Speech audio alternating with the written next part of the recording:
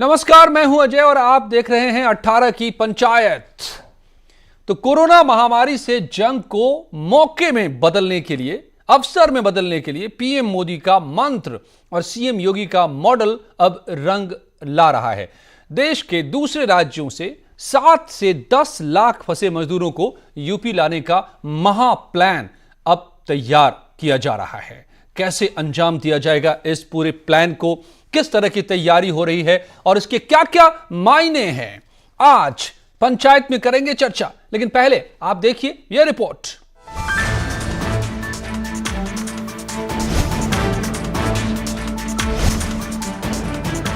देश के अलग अलग राज्यों में फंसे यूपी के करीब 7 से 10 लाख प्रवासी मजदूरों के घर वापसी का महाप्लान तैयार हो चुका है।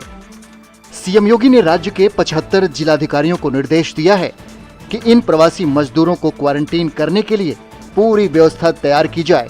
मसलन सभी जिलों में शेल्टर होम्स बनाए जाएं, शेल्टर होम्स में खाने पीने की व्यवस्था हो, टॉयलेट, पंखे, सैनिटाइजेशन की भी व्यवस्था हो। साथ ही क्वारंटीन के बाद 1000 रुपए के साथ राशन किट के साथ उन्हें घर भेजा जाए। हमारे प्रदेश के जो बाहर क्वारंटाइन में 14 दिन के क्वारंटाइन में जो हमारे कामगार हैं, जो मजदूर हैं, उनको जो है वापस चरणबद्ध रूप से लाने की व्यवस्था की जाए। क्वारंटाइन में अपने जनपद में ही एक सुदृढ़ और मजबूत व्यवस्था के तहत मेडिकल चेकअप कराने के बाद रखा जाएगा। इनके भोजन पानी की अच्छी व्यवस्था की जाएगी और ये इंश्योर किया जाएगा कि इनको कोई कठिनाई किसी तरह की ना हो। सीएम योगी ने करीब 10 लाख मजदूरों के लिए प्रदेश के सभी जिलों में क्वारंटीन सेंटर बनाने के लिए निर्देश दिए। ये quarantine centre school, college, panchayat भवन, सामुदायिक भवन, स्टेडियम, प्राइवेट होटल, बड़े मैदान, मैरिज हॉल, सरकारी पार्क में बनाए जा सकते हैं। दरअसल राजस्थान के कोटा से 6500 छात्रों को घर तक पहुंचाने के सफल ऑपरेशन के बाद सीएम योगी ने अब मजदूरों को घर लाने का महा ऑपरेशन शुरू किया है, जिसका गणित कुछ इस तरह से हो सकता है। जैसे कोटा से 6500 छात्रों के लिए 2 दिन में 250 बसें लगी थीं। अब 10 लाख मजदूरों के लिए 38,461 बसें लगेंगी। अगर घर वापसी का लक्ष्य करीब 60 दिन का है तो 4000 बसों के साथ करीब 10 ट्रिप लग सकते हैं। साथ ही ट्रेन की भी मदद ली जा सकती है। इस पूरे महा ऑपरेशन में सोशल डिस्टेंसिंग के साथ घर वापसी होगी। यही नहीं, योगी सरकार ने 82 बसों के जरिए हरियाणा से 2224 लोगों को भी बुला लिया है, जिन्हें 14 दिन के लिए क्वारंटीन कर दिया गया है। Bureau report, news 18। ये ऑपरेशन जिसको योगी सरकार ने शुरू किया है, मुख्यमंत्री योगी ने निर्देश दिया है, इसको जब पूरा किया जाएगा, अंजाम दिया जाएगा, तो ये शायद दुनिया का सबसे बड़ा अपने आप में ऑपरेशन होगा। एक साथ 10 लाख के करीब लोगों को वापस लाना। मगर क्यों इसकी जरूरत पड़ी और क्या इसके मायने हैं, कैसे इन्हें अंजाम दिया जाएगा, आइए समझते हैं सारे पहलुओं को। मेरे साथ जुड़े हुए हैं डॉक्टर अनीस अंसारी, पूर्व आईएएस ऑफिसर। इसी प्रोग्राम में अंसारी साहब ने 2 दिन पहले इस मुद्दे को उठाया था। अब सरकार ने इस महा अभियान को शुरू कर दिया है। मैं डॉक्टर साहब से पूछूंगा कि क्या इसके मतलब है। Doctor Mohsin Wali, senior consultant, sir Gangaram, लगातार हमें बता रहे हैं कोरोना के दौरान हमें कैसे कोरोना को मात देना है, उसके तरीके सिखा रहे हैं। बहुत बहुत स्वागत है सर आपका एक बार फिर से। आज मैं समझूंगा कि इसको मैनेज कैसे किया जाए।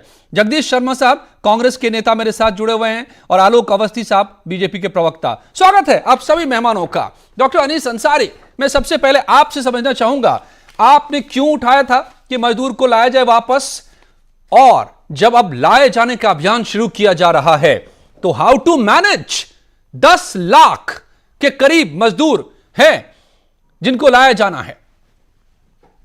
सर,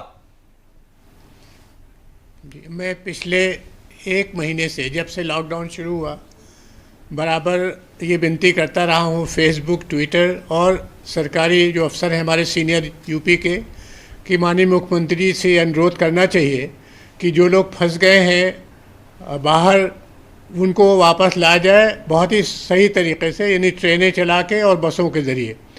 इसमें फिगर जो है 10 लाख का, इसमें थोड़ा इजाफा करने की ज़रूरत होगी। 10 लाख मज़दूर जो माइग्रेंट लेबर या प्रवासी मज़दूर हैं वो यूपी के नेशनल कैपिटल रीजन में हैं, और तकरीबन 10 लाख ही बिहार के लोग होंगे महाराष्ट्र और नेशनल कैपिटल रीजन में, यानी 20 लाख का फिगर है, 10 लाख यूपी का और 10 लाख बिहार के। सरकार को इस वक्त ये नहीं फ़र्क करना चाहिए कि हम बिहार के लोगों को नहीं लाएंगे, यूपी के लोगों को लाएंगे, क्योंकि जो लोग भी बिहार में जाना चाह रहे हैं वो यूपी से होके ही जाएंगे, तो उनको राइट ऑफ वे देना चाहिए। इसके लिए बिहार के माननीय मुख्यमंत्री से अनुरोध किया जाना चाहिए कि वो उस खर्चे को बेयर करें जो यूपी सरकार उनके लिए रखेगी, उनके मज़दूरों के लिए, और उनके आने जाने पे जो खर्चा होगा लॉजिस्टिक में, उसका भी बिहार सरकार को शेयर देना चाहिए, या भारत सरकार शेयर दे। एक तो ये मैं गुजारिश कर रहा हूँ कि इसमें यूपी और बिहार का फ़र्क न किया जाए, क्योंकि बिहार के मजदूर किसी सूरत से बिहार नहीं जा सकते जब तक यूपी से न गुजरें, तो उनको भी देख रेख होना चाहिए, वो भी बिल्कुल यूपी के मजदूरों की तरह। अंसारी साहब, दूसरी बात ये है सर, आप अपनी बात को आगे बढ़ाएं। जी, आप अपनी बात को आगे बढ़ाएं। आप महीने भर से तमाम प्लेटफॉर्म पे कहते रहे, लेकिन ये तो मानेंगे कि न्यूज़ 18 पर आपने ये बात पहली बार रखी परसों, और अब कल ही एक्शन हो गया इस पर।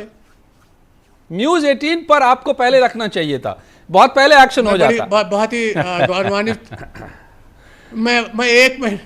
मैं एक महीने से मुख्य सचिव जी, अपर मुख्य सचिव होम और डीजीपी साहब से रिक्वेस्ट करता रहा हूं कि आप माननीय मुख्यमंत्री से बात करके उसको मशवरा दीजिए कि ये जो प्रवासी मजदूर हैं इनको लाया जाए। अब वो बहल फैसला हो गया है, बड़ी खुशी की बात है, सब बड़े काबिल लोग बैठे हैं, उन्होंने जानबूझ के फैसला किया और मुझे बहुत खुशी हो रही। इसमें एक चीज़ ये करने की ज़रूरत होगी कि भारत सरकार से बात करके, माननीय प्रधानमंत्री से बात करके माननीय मुख्यमंत्री जी ये अनुरोध करें कि इसमें स्पेशल ट्रेनें चला दी जाएँ। ट्रेनों में ज़्यादा लोग आ सकते हैं और बसों में थोड़े लोग आएंगे, और ट्रेनों से ज़्यादा स्मूथ पैसेज हो जाएगा। उसमें 1-1 मीटर का जो फासला रखने का इंतजाम है वो भी किया जा सकता है। यानी ट्रेनों की जो नॉर्मल कैपेसिटी है और बसों की जो नॉर्मल कैपेसिटी है उसमें 1/3 आदमी लाएं तो 1-1 मीटर का हिसाब बड़े आराम से रखा जा सकता है। तीसरी चीज़ मैं ये अर्ज करना चाहता हूँ कि इस वक्त इनको जब लाएंगे तो जाहिर है कि क्वारंटीन आइसोलेशन वार्ड में रखना ज़रूरी होगा, और जब यहाँ से यूपी से जाएँ बिहार तो बिहार में भी वहाँ पर आइसोलेशन वार्ड की फैसिलिटी होना चाहिए, उनकी चेकिंग होना चाहिए, हमारे एंट्री पॉइंट पे भी, हमारे एग्जिट पॉइंट पे भी, ताकि ये ना हो कि कोई आदमी जो इन्फेक्टेड हो वो फिर जाके और परेशानी पैदा करे, तो फिर पूरी स्कीम जो है फेल होने का डर है। चौथी बात मैं अर्ज करना चाहता हूँ कि इस वक्त एकदम से जोश आ जाएगा सारे मजदूरों में कि सबसे पहले उनको भेजा जाए।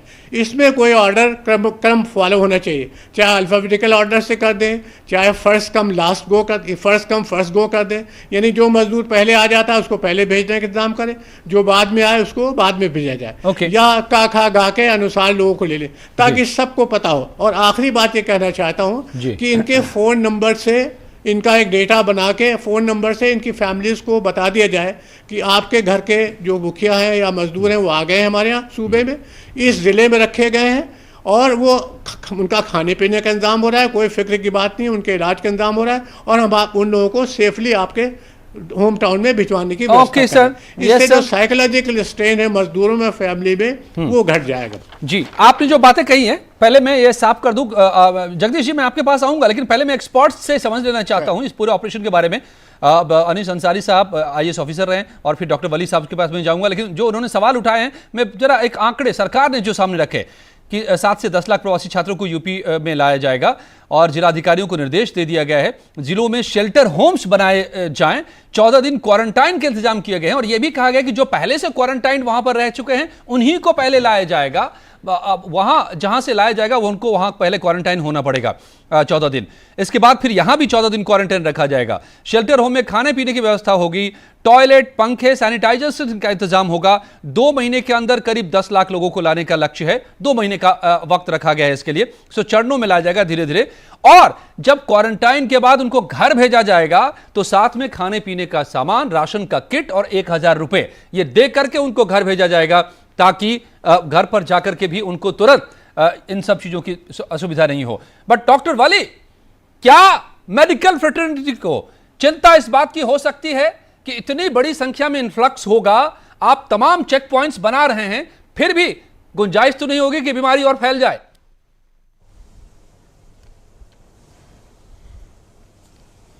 देखिए, मैंने धारावी का एग्जाम्पल देख लिया, मुझे खुद अपने निजी तौर पर बहुत ज़्यादा चिंता थी कि धारावी में लाखों आदमी मर जाएंगे, लेकिन कुछ अच्छी बात इन लोगों में ये है कि इन मज़दूरों में बीमारी से लड़ने की जो क्षमता है वो बहुत अच्छी है।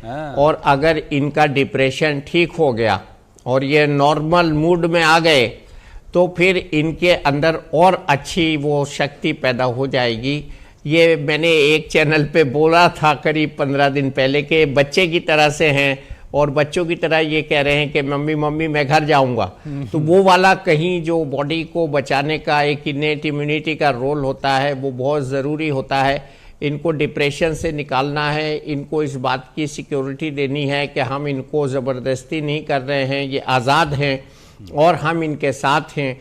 तो ये बहुत बड़ी बात है। अगर इनके अंदर सेंस ऑफ सिक्योरिटी इनकलकेट हो गई तो इनको कुछ नहीं होगा। और इनको जब भी हम आइसोलेशन में रखेंगे, जो बात शाम मुझसे की गई थी जब आपका प्रोग्राम कंसीव हो रहा था, तो वो यही बात थी कि इतना बड़ा शेल्टर होम, इतने बड़े शेल्टर होम कहाँ कहाँ बन सकते हैं।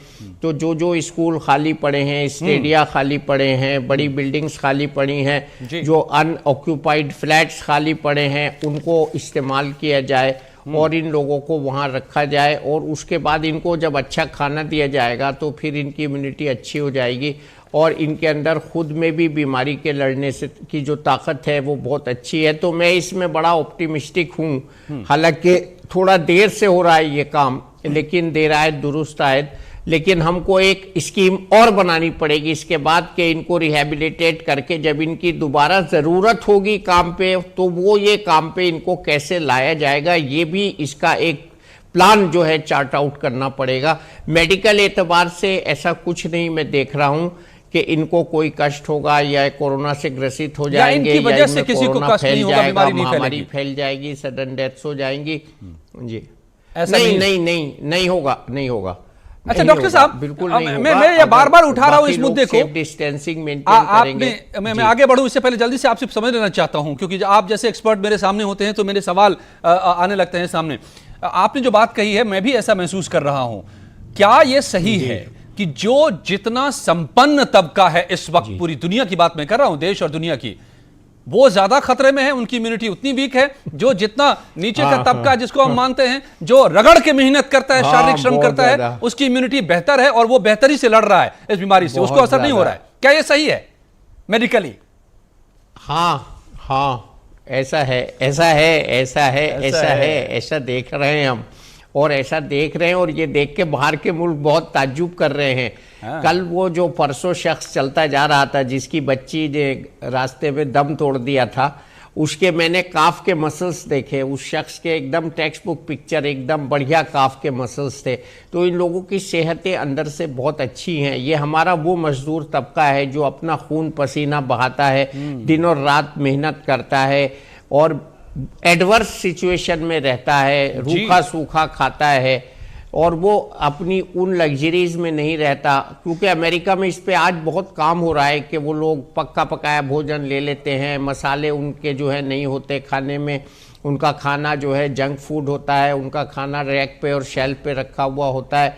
उनके यहाँ ताज़ी दही का तस्वुर नहीं है घर में बनी हुई का। ये बातें हो रही हैं, ये बिल्कुल एकेडमिक सर्किल्स में ये बातें हो रही हैं कि हमारा खाना, हमारा रहन सहन, हमारा गंदी हवा में जगदीश जी मैं आ रहा हूं आपके पास आ रहा हूं, जो इम्यूनिटी है लेवल बढ़ाता है। और ये सही बात है, ये सही बात है, बिल्कुल सही बात है। मुझे लगता है कि जो आत्मनिर्भरता का मंत्र बचे हुए हैं जी, कल प्रधानमंत्री ने जो आत्मनिर्भरता का और मोदी जी का प्रोग्राम बहुत अच्छे से सक्सेसफुल हो रहा है जी। अब जो मोदी साहब ने जो आत्मनिर्भरता का मंत्र दिया उसमें मुझे लगता है कि यह भी शामिल होना चाहिए कि आप अपने काम खुद से कीजिए, हाथ पैर हिलाइए, ज्यादा आप सक्षम रहेंगे आने वाले दिनों में ऐसी बीमारियों से लड़ने के लिए, आपकी इम्यूनिटी बेहतर होगी। लेकिन जगदीश शर्मा जी, पहली बार मैंने देखा बिल्कुल कि प्रियंका गांधी ने प्रेज किया योगी सरकार का, योगी जी का, कल ट्वीट करके जब मजदूरों को लाने का उन्होंने फैसला किया और निर्देश दिया। क्या ये मान रहे हैं आप कि सारे मजदूरों को वापस लाया जा रहा है और इतने बड़े अभियान को अंजाम दिया जा रहा है?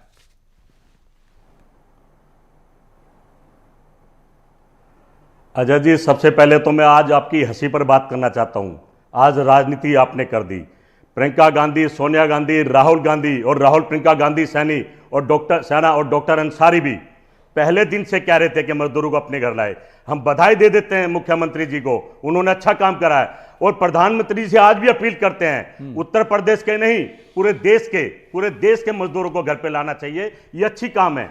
मजदूर में ताकत है, हिम्मत है लड़ने की, घर में भी काम कर लेगा, पर रोड पे रहेगा तो भूखा मर जाएगा। हम पहले दिन से कह रहे हैं। और बात दूसरी, आज प्रधानमंत्री जी और मुख्यमंत्री भी कोरोना की गंभीरता को समझ रहे हैं। अभी आप ही कह रहे थे कि 2-2 महीने लगेंगे, शेल्टर हाउस बनाए जा रहे हैं, तो समझिए ये महामारी कितनी गंभीर है। इस पर पहले गंभीर होना चाहिए था। देर है दुरुस्त है, अब भी हम स्वागत करते हैं। और मुख्यमंत्री जी तो शुरू से मैदान में, मैं पहले दिन से तारीफ कर रहा हूं। हमें ऐसे ही नेता देश में चाहिए जो जनता की सेवा में दिनों रात लगा दे।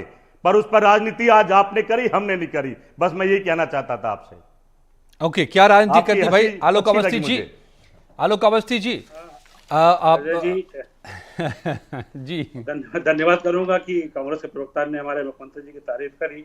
अच्छी बात है, जब अच्छा काम हो तो तारीफ भी करनी चाहिए। और ये जो है एक अच्छी परिपाटी है देश में, और इसका मैं भी समर्थन करता हूँ। लेकिन सीधी सी बात ही आपने देखा होगा कि मुख्यमंत्री जी ने शुरू से ही जो श्रमिक या जो गरीब लोग जो खाने से वंचित हो गए, काम से वंचित हो गए, कैसे उनको घर में फ्री में राशन पहुंचाया जाए, कैसे हमने 27 लाख से अधिक लोगों को जो है 1000 रुपया दिया है प्रदेश के अंदर। और अब तो बहुत अच्छी बात है, मैं आपके सामने 2 चीज और रखना चाहता हूँ, क्योंकि काफी बातें आ गई हैं। हमने जो है अब 18,823 ग्राम पंचायतों को के माध्यम से करीब 4,48,000 मजदूरों को काम भी, रोजगार भी दे दिया है गाँवों के माध्यम से, जिससे कि गाँव की अर्थव्यवस्था सुधरना शुरू हो जाए। और हमने करीब जो एक्सप्रेस वे चल रहे हैं वो चालू हो गए, जिसमें 10,000 मजदूरों को काम मिल गया है। हम 15 लाख रोजगार और उत्पन्न कर रहे हैं। मुख्यमंत्री जी ने आदेश दिया है कि जो मजदूर ये आएंगे चरणबद्ध तरीके से, उसमें उनके लिए भी रोजगार हो, जिससे कि वो अपने कार्य को कर सके। फिलहाल हम तो उन्हीं को लाएंगे पहले जो 14 दिन क्वारंटाइन रह चुके हों, जिनका मेडिकल चेकअप हो चुका हो, उनको हम चरणबद्ध तरीके से लाएंगे। उसको लाने के बाद फिर से उनको हम हर जिले में क्वारंटाइन करेंगे 14 दिन के लिए, और उनका विशेष ध्यान रखेंगे। खाने की व्यवस्था, पीने की व्यवस्था, उनके सारे उनके स्वास्थ्य सुविधाओं की व्यवस्था हम करेंगे। 1,000 रुपया भी देंगे उनको जाते समय, और उनको राशन की पूरी किट भी देंगे। तो सीधी सी बात यह है कि एक बहुत बड़ा ये महामारी का संघर्ष चल रहा है, पूरे देश को इसमें मिलकर लड़ना है।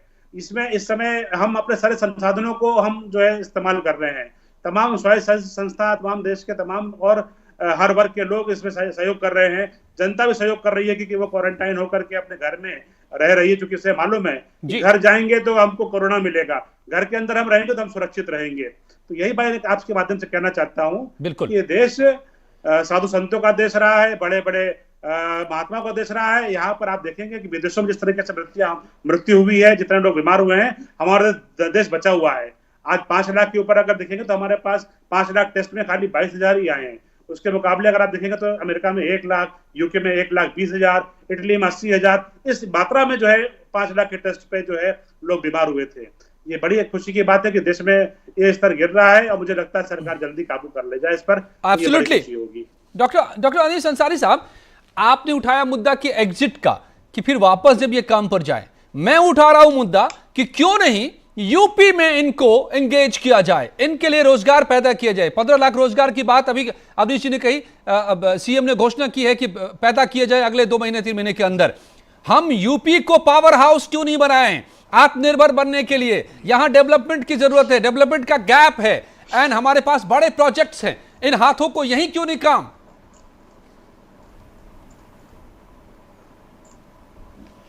ये किया जाना चाहिए। इसमें 2 चीज़ें तो उत्तर प्रदेश सरकार और दूसरी सरकारें बड़े आराम से कर सकती हैं। जो मनरेगा और दूसरे फंड हैं जिसमें नए असेट्स बनाए जाते हैं, उसके तहत आप एग्रीकल्चर के क्षेत्र में इस वक्त बहुत काम करा सकते हैं। बहुत जल्दी सिंचाई की ज़रूरत पड़ेगी खरीफ के लिए भी, और नॉर्मल सिंचाई होती, इस वक्त सफाई होती नहरों वगैरह की, कैनाल्स की, तालाबों की सूखे में, तो इस वक्त सफाई वाला काम में इनको लगा दिया जाए तो अंसारी साहब मैं आपको अपडेट कर दूं, आज ही का खबर है, आज ही की खबर है, मैं आपको अपडेट कर दूं कि मनरेगा के जरिए बहुत सारे मजदूरों को उत्तर प्रदेश में आज 2 काम पर लगाया गया है। अभी करीब 4-5 हजार मजदूरों का आंकड़ा अभी तक आया है, जिनको पेड़ लगाने और तालाब खोदने, बड़ी खुशी, पेड़ लगाने और तालाब खोदने का काम दिया जा रहा है। आपको क्या लगता है कि ऐसे ही अच्छा कदम? जी जी। और भी बहुत सी चीज़ें, जैसे आप अस्पताल में वार्ड बॉय का यूनिफॉर्म बनाते हैं, नर्सेस के लिए यूनिफॉर्म बनाते हैं, बेडशीट और उसके पिलो कवर बनाते हैं, ये सब हैंडलूम और खादी सेक्टर में बड़े आराम से बनाए जा सकते हैं। सरकार को चाहिए कि इस काम को शुरू करा दे, ताकि अस्पताल जो अब रिनोवेट होंगे और मजबूत करने पड़ेंगे, स्ट्रेंथन करने पड़ेंगे, उनके लिए सामग्री भी मिल जाए और मिलों के बजाय हैंडलूम, खादी और पावरलूम सेक्टर से इसको खरीदा जाए। कई लाख लोगों को जो स्किल्ड लेबर है उनको मजदूरी मिल जाएगी अपने वतन में रहते रहते।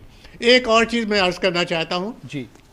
ये सुझाव आया है, अपोजिशन ने, कांग्रेस पार्टी ने ख़ास तौर से सरकार से अपील की है कि इस वक्त चूँकि बेरोज़गारी बहुत फैल गई है, इस वजह से जो गरीब तबका है उसके लिए बेसिक इनकम के तौर पर 7,500 रुपये पर मंथ का डोल दिया जाए, उनको अलाउंस दिया जाए। मैं समझता हूँ ये बहुत अच्छा सुझाव है।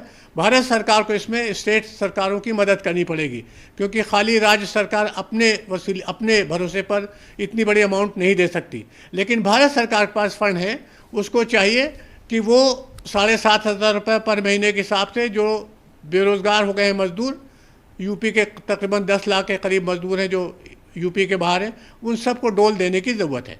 ओके, मैं इस पर आपसे समझना चाहूंगा, आगे मैं आता हूं उस वक्त में कि क्या सीधे ऐसे दे दिए जाने चाहिए पैसे, या काम पैदा किए जाएं और काम के बदले पैसे दिए जाएं, ताकि तरक्की भी हो और उन्हें रोजगार भी मिले, पैसा भी मिले, जीविका भी मिल जाए। रास्ता कौन सा बेहतर होगा, आपसे मैं पूछूंगा। आलोक जी कुछ कहना चाह रहे हैं आप जल्दी से? देखिए, वली साहब के पास अनीस अंसारी जी जो बात कह रहे हैं, मैं उनको बता दूं, करेक्ट कर दूं कि जो उन्होंने खादी ग्रामोद्योग और हैंडलूम की बात करी है, सरकार इस मामले में 10 दिन पहले ही निर्णय ले चुकी है और उस पर ऑलरेडी जो है उनको मास्क बनाने का काम मिला हुआ है। कपड़ा जो है खादी का प्रयोग किया जा रहा है और ग्राम विकास विभाग उसमें जो है उस पर काम करके बना करके दे रहा है। तो ये ग्रामीण सेक्टर को जोड़ करके और खादी ग्रामोद्योग को जोड़ करके ये निर्णय सरकार ले चुकी है, जो कि अभी हो रहा है। लेकिन हाँ, कुछ राजनीतिक बातें भी अनीस अंसारी साहब ने कही है, जो कांग्रेस के प्रवक्ता के तौर पर उन्होंने बात कही है। मैं इस पर यह भी कहना चाहता हूँ, वो एक प्रशासनिक अधिकारी अच्छे रहे, काफी समय तक उन्होंने प्रदेश में अपनी सेवाएं दी हैं। उन्हें पता है कि 7,500 रुपया सरकार नहीं दे सकती है किसी को। हमारे पास उसके पास मनरेगा के माध्यम से हम काम करा के उस पैसे को यूटिलाइज कर सकते हैं, हम सूडा के माध्यम से यूटिलाइज करा के उनको काम कर सकते हैं, हम किसी न किसी तरीके से मानव श्रम क्या अवसर उत्पन्न कराएंगे और उस माध्यम से हम उनको करेंगे। लेकिन जो है ये राजनीतिक बात जो है अनीस अंसारी साहब कह रहे हैं, तो मुझे बड़ा हैरानी हो रही है। राजनीतिक बात, उन्होंने कांग्रेस का उदाहरण दिया, कांग्रेस को कोट किया। आपको ये लग रहा है कि डॉक्टर अंसारी साहब आप रिस्पॉन्ड करना चाहते हैं? क्विकली प्लीज, एक छोटा सा। मैं 2 बातें कहना चाहता हूँ, मुझे इजाज़त दे दें जी। हाँ, एक तो ये कहना चाहता हूँ कि ये 7,500 रुपये देने का जो तस्वुर है ये राजनीतिक नहीं है। बड़े बड़े इकनॉमिस्ट ने दुनिया में इसको बेसिक इनकम फंड के नाम से प्रमोट किया है कि जो लोग गरीब तबके के हैं उनको सरकारों की जिम्मेदारी है कि बेसिक इनकम दें। इस वक्त 2 महीने, 1.5 महीने काम के बदले या मुफ्त में रोजगार है, आप क्या सजेस्ट करते हैं? खत्म हो गई, तो ऐसे गरीब तक नहीं, दोनों चीजें काम के बदले भी दीजिए और ऐसे बहुत से लोग होंगे जो काम करने के लायक नहीं, उनको दीजिए। बेसिक इनकम का तस्वुर ये है कि चाहे आदमी कुछ और इनकम, बस 2 मिनट ज्यादा नहीं, प्लीज देखिए, मैं आपके बीच में नहीं बोलता, आप मेरे बीच मत बोले, आप मेरी बात को बाद में कंडेम करिएगा। तो मैं एक चीज़ ये कह रहा हूँ कि सभी लोगों को जो मजदूर तबके के हैं उनको 7,500 रुपये महीने के हिसाब से बेसिक इनकम सरकार को देने से भारत सरकार को मदद करनी पड़ेगी। मैं नहीं कह रहा कि यूपी सरकार या कोई राज्य सरकार इसको संभाल सकती है, लेकिन भारत सरकार को तो कुछ करना ही नहीं, खाली रिजर्व बैंक ऑफ इंडिया से बॉन्ड खरीदना है, बॉन्ड। अच्छा, बस आखिरी बात इसमें मैं ये अर्ज कर रहा था कि ये जो ओके, स्लिप, नो प्रॉब्लम। मैं ये अर्ज कर रहा था कि ये मजदूरों को जो 1 मिनट, बस 1 मिनट, ये जो खादी का जिक्र किया आपने कि खादी का ऑर्डर हो गए, मैं उनसे वाकिफ़ हूँ, लेकिन खादी सेक्टर छोटा सेक्टर है, हैंडलूम और पावर को सेक्टर बड़ा है, उसमें ज़्यादा लोग लगे हुए हैं। और उसमें खादी के सेक्टर में आपको बेडशीट, बेड कवर और यूनिफॉर्म नहीं बन सकते हैं, ये तो हैंडलूम और पावरलूम में ही बनेंगे। इसलिए यूपी सरकार को चाहिए कि इस दायरे को और बढ़ा दे, ताकि जो सबसे बड़ा सेक्टर है एग्रीकल्चर के बाद हैंडलूम का, वो भी जॉब में लग जाए। बिल्कुल। डॉक्टर वली मैं जल्दी से आपसे समझना चाहता हूँ, समय बिल्कुल कम होता जा रहा है, एक सवाल मुझे कांग्रेस से भी लेना है। डॉक्टर वली, ये क्या हम कोरोना से सीखते हुए, जैसा हमारा इवोल्यूशन हुआ है मशक्कत के जरिए, हमारे डीएनए शेप्ड है मेहनत करने के लिए, नहीं मेहनत करते हैं तो हम कमजोर पड़ते हैं। क्या कोरोना से हम सीखते हुए श्रम आधारित मेरी शादी